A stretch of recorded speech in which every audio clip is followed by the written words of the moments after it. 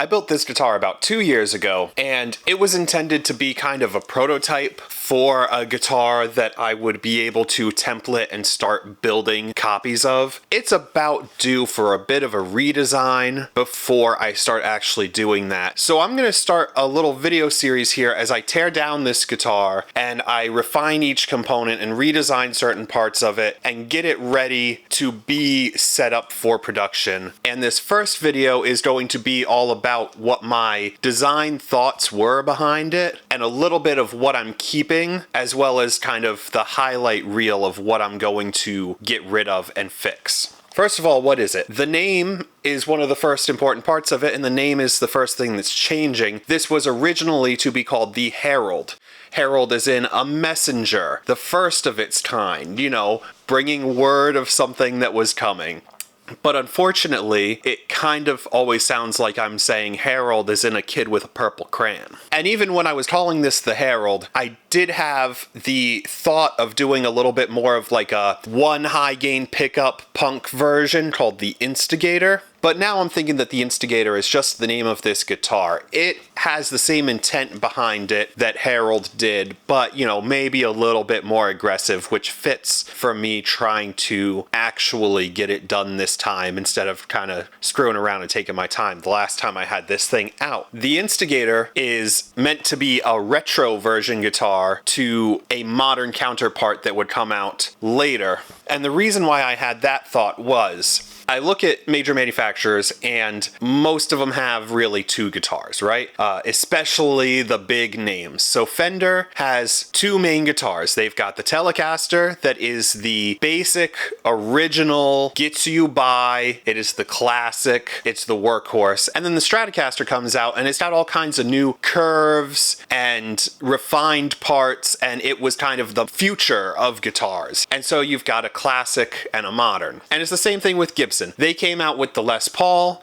and that was the thing. That was the workhorse. That was the guitar. Years later, they come out with the SG. It's got a different shape. It's a little bit weirder, but it's a little bit more streamlined too. And it's meant to be, this is the new updated version. This is going to pick up the mantle and take the torch and run from where the Les Paul is, you know, aging out of the market. And it didn't become that, but still Gibson has this Les Paul and SG as a classic and a modern main guitar in their line. And both of these companies have other guitars in their lines over the years, but most of what they have and most of what they build and most of what they sell are variations on their two main designs, and their two main designs continue to be kind of a classic and a modern. Now, I'm not personally a huge fan of like vintage instruments. As somebody who heavily modifies pretty much every instrument that he owns, they feel untouchable to me. You know, I'm not going to pick up a 60s Telecaster and go, let me swap the pickups out, let me change the tone control. You know, any work that I would want to do on that would be purely maintenance, and that's just not how I interact with instruments. So I generally stay away from like vintage equipment. However, I do like retro equipment. I have owned a few Kay electric guitars over the years.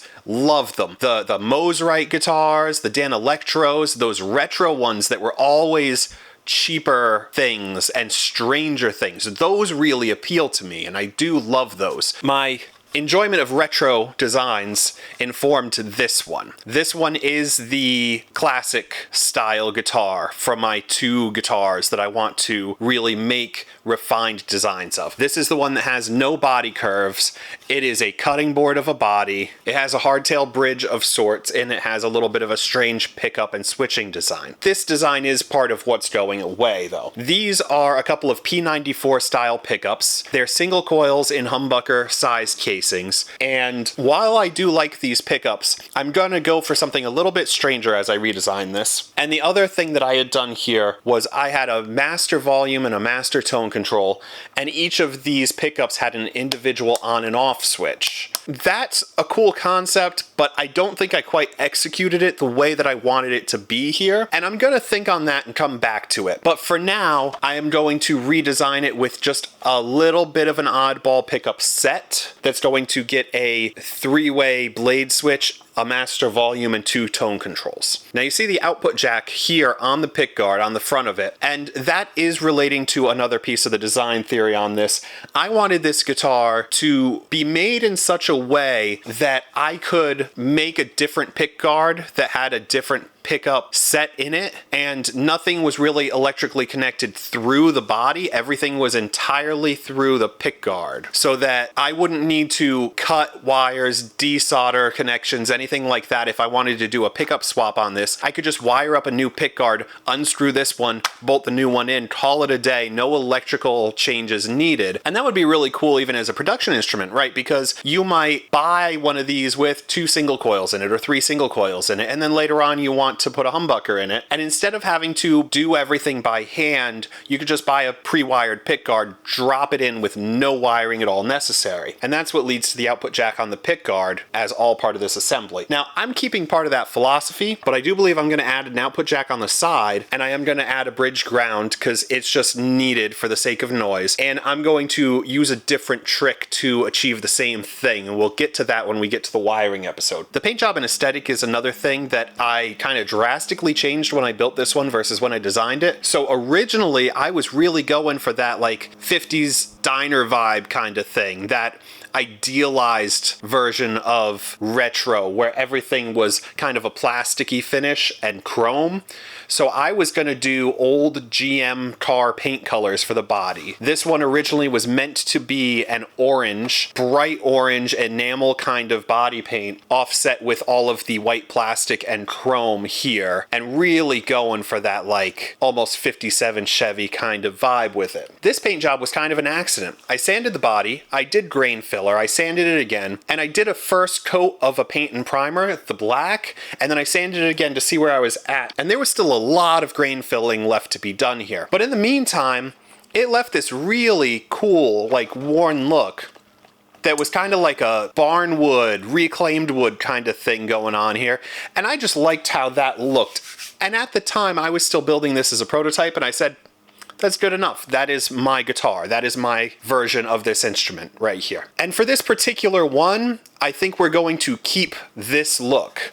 We're going to do this, but we're going to sand it a little bit smoother and finish it with a top coat. We're going to keep that grain texture going, but in future iterations, it will have that classic car, bright enamel paint kind of look. There's not a whole ton of other stuff that I want to completely redesign about this, and more of it's about refinement. But there are some things that I just won't really realize need to be reworked until I get to them. The first thing that I'm going to do is to disassemble this thing, and I'm going to start from the neck. I've got some new tuners. I had just thrown on some cheap tuners when I originally built this. I've got some nicer locking tuners now, and I'm going to really finish this neck. This is an Amazon neck, and it is surprisingly good for the price that I paid for it, but there's still some finishing work that I need to do. So the next video is going to be me finishing this fretwork, putting some finish on the back of the neck, and really bringing up the cheap Amazon neck to the level of a handmade instrument. Now, I'm going to try to prep that video to drop at the same time as this one. So if you want to see that, check it out right here.